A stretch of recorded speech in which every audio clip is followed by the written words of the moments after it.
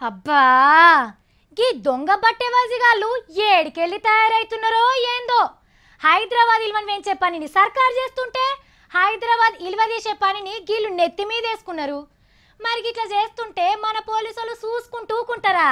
సర్కారు గన్ని సౌలతులు చేసినాక ఆవలిస్తే పేగులు లెక్క పెట్టుడే కాదు, ఆ నరాలు బొక్కలు కూడా లెక్క పెట్టి బోన్లేసిండ్రు. ఇగో మొన్న హైదరాబాద్లో ఒక ఆడవిలని బెదిరించి పైసలు గుంజుకుపోయిండు చూడండి. ఆగో దాని గురించే గీ వార్త. పొల్లని ఎట్లా బెదిరించిండు, ఏటీఎంలకించి పైసలు ఎట్లా డ్రా చేసుకుపోయిండు, ఆగో గవన్నీ చూపిస్తున్నా చూడండి. ఇగో గీమెకు పైసలు అక్కర పడ్డట్టున్నాయి. మనకెరకైన పైసల మిషనేనాయే అని గీ బుజ్జి ఏటీఎం కార్డు పట్టుకొని లోపలికొచ్చింది. అగ్గోగోగోగో అవతల పక్క చూస్తున్నారా?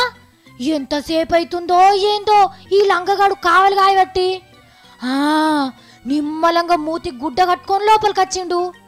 ఆగ చూడుండ్రి, బొడ్లు పెట్టుకొని వచ్చినట్టున్నాడు. తుపాకిని తీసి బెదిరించి బొమ్మ తుపాకీ అనుకోగల అన్నట్టు పక్కకు కాల్చిండు.